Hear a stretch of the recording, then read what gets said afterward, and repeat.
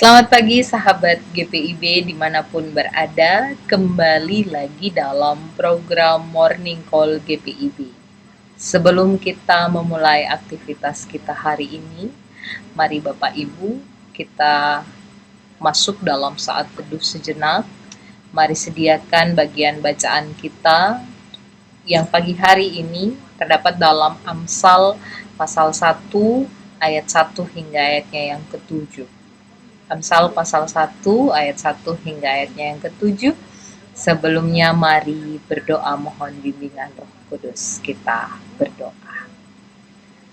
Kami mensyukuri hari ini ya Tuhan, karena begitu besar kasih-Mu bagi kami, sehingga sepanjang malam Engkau boleh memelihara kami dalam tidur malam kami. Dan pagi hari ini Engkau boleh bangunkan kami dengan kesegaran yang baru, untuk kami boleh beraktivitas sepanjang hari ini. Namun sebelumnya kami mau mendasari kegiatan kami dengan peribadahan. Kami mohon bimbingan Roh Kudus-Mu ya Allah, karena ketika kami membaca dan merenungkan firman-Mu dalam bimbingan-Mu sajalah kami boleh mengerti dengan sungguh akan firman ini dan boleh melakukannya dalam kehidupan kami hari lepas hari. Sebab itu bersabdalah, kami telah sedia mendengarkannya. Amin. Amsal pasal 1 ayat 1 hingga ayat yang ke-7, demikian firman Tuhan.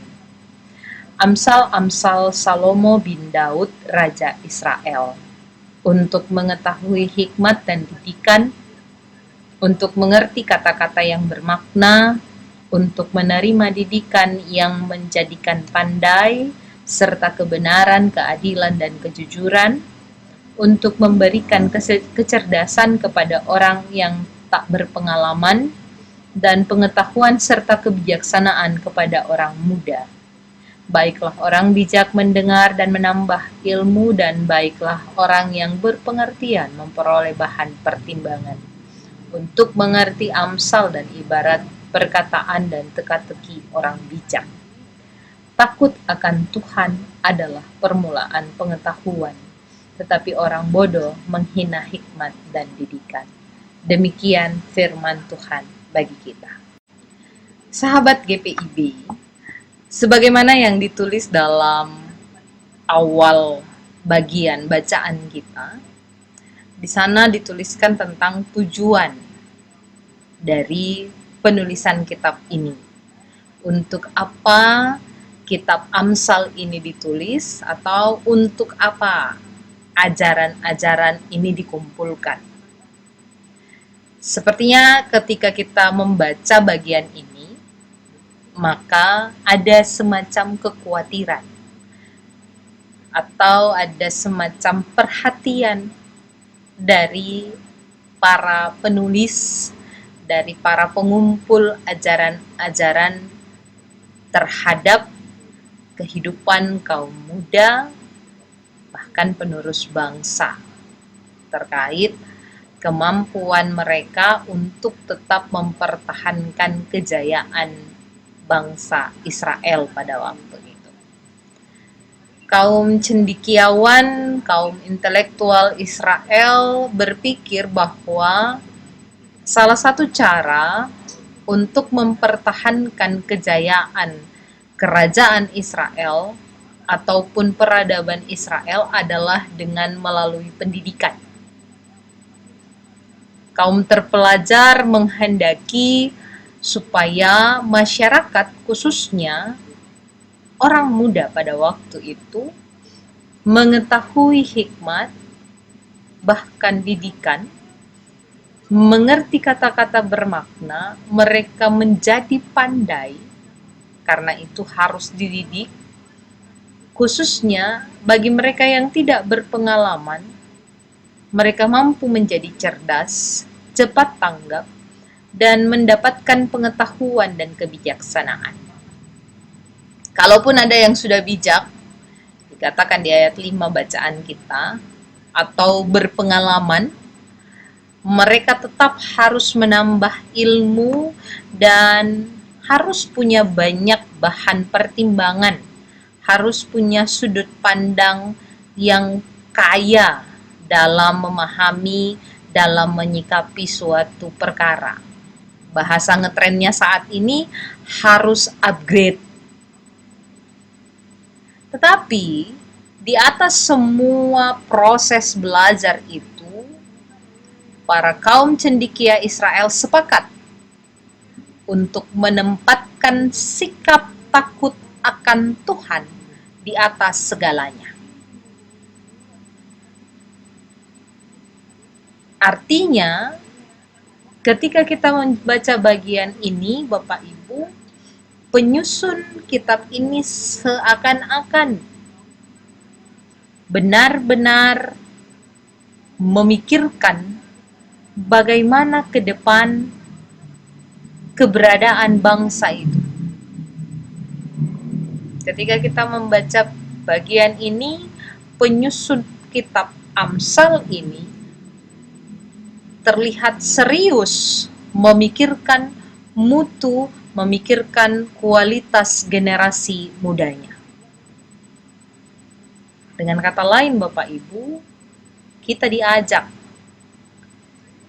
dan diingatkan oleh kitab Amsal ini, penulis kitab Amsal ini, bahwa penting bagi kita untuk juga memikirkan masa depan generasi muda kita.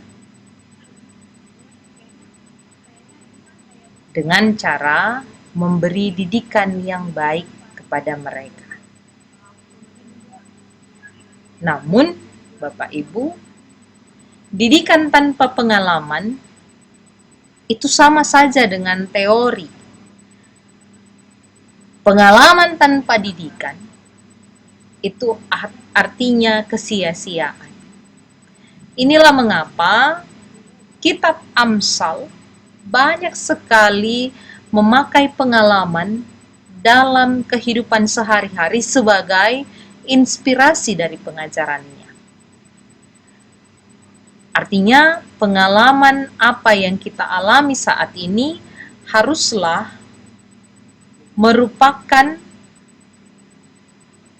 atau mengandung didikan bagi orang lain, bagi penerus kita ke depan. Nah, ini yang membuat mulai sekarang kita harus mulai memikirkan, kita harus mulai menentukan pengalaman apa yang akan menjadi sumber ilham, sumber didikan bagi orang lain, bagi generasi muda kita. Karena pengalaman yang baik akan sangat mengilhami, akan sangat memperkaya, sedangkan yang tidak baik tetap akan menjadi pelajaran yang disertai kenangan yang memalukan tentang kita. Kalau karakter orang sudah terbentuk menjadi baik, mau peradaban dunia ini berubah menjadi budaya apapun, perubahan itu dapat dimaknai sebagai proses menuju kejayaan. Kesempatan, bukan sesuatu yang menakutkan, yang kemudian mengakibatkan degradasi nilai. Jadi sebenarnya Bapak Ibu bukan baru kita yang sedang memikirkan akan seperti apa kehidupan kita kelak, apalagi saat ini kita tengah memasuki era digital. Para tokoh cendekiawan Israel pun pernah mengalami pertanyaan, pernah mengalami kegalauan serupa. Dan bacaan ini mengilhami kita. Ada dua hal yang bisa kita pelajari dari apa yang para pengamsal ini nyatakan bagi kita pagi hari ini. Yang pertama, dalam menyikapi kehidupan ke depan, dalam mempersiapkan generasi muda kita, mengenal kehidupan peradaban sekarang, bahkan dalam kehidupan persekutuan, kalau kita tidak bisa ikut masuk ke era atau budaya atau peradaban yang lebih maju, Setidaknya, sediakanlah didikan yang dapat dijadikan pegangan hidup. Kebenaran, keadilan, kejujuran yang tidak lekang oleh waktu. Mari ajarkan anak-anak muda kita untuk hidup dalam kebenaran, untuk menyatakan keadilan, bersikap dan bertutur kata yang jujur. Itu pegangan hidup, supaya ketika mereka melangkah di era yang lebih maju, kita tidak khawatir akan keberadaan mereka ke depan, akan apa yang menjadi bagian kehidupan mereka ke depan. Hal yang kedua, zaman memang harus berkembang tanpa peduli apakah kita siap atau tidak. Karena itu ayat 5 bacaan kita mengingatkan kita untuk terus mendengar, untuk terus menyimak, untuk terus memperhatikan realitas dan menambah ilmu. Tidak merasa bahwa kita sudah tahu, akhirnya kita tidak mau upgrade lagi. Atau tidak merasa bahwa karena kita sudah tua, maka kita tidak perlu menambah ilmu kita. Apapun situasi dan kondisinya, mari siapkan diri kita. Mari siapkan generasi muda kita menjadi orang-orang yang tidak sok tahu tetapi mau belajar, menambah segala sesuatu, pengetahuan mereka, menambah pengertian mereka, bahkan menambah keingintahuan mereka. Supaya tidak ketinggalan zaman. Kalaupun kita tidak bisa ikut masuk ke era digital, kalaupun kita tidak bisa ikut masuk ke masa depan, kita punya banyak bahan pertimbangan supaya mereka yang akan masuk memiliki pengertian untuk bisa membedakan mana kehendak Allah dan mana yang bukan. Maka sebagai orang percaya, mari siapkan generasi muda kita menjadi mereka yang hidup dalam takut akan Tuhan, yang punya pengertian namun tetap tunduk pada kehendak Tuhan. Selamat beraktivitas Bapak Ibu, Tuhan Yesus memberkati kita semua. Mari kita satu di dalam doa, kita berdoa. Terima kasih untuk firman-Mu ya Tuhan Allah. Sebagai bekal hidup kami, untuk mempersiapkan diri kami, bahkan generasi muda kami, menjadi generasi muda, bahkan diri pribadi yang senantiasa mau menambah ilmu pengetahuan kami, mau menyatakan yang terbaik dalam tunduk dan taat kami kepadamu.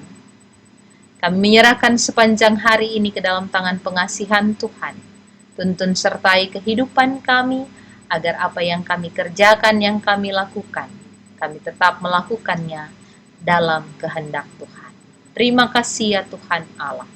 Ini doa kami dalam kasih Yesus Kristus. Kami memohon. Amin. Selamat beraktivitas. Tuhan Yesus memberkati.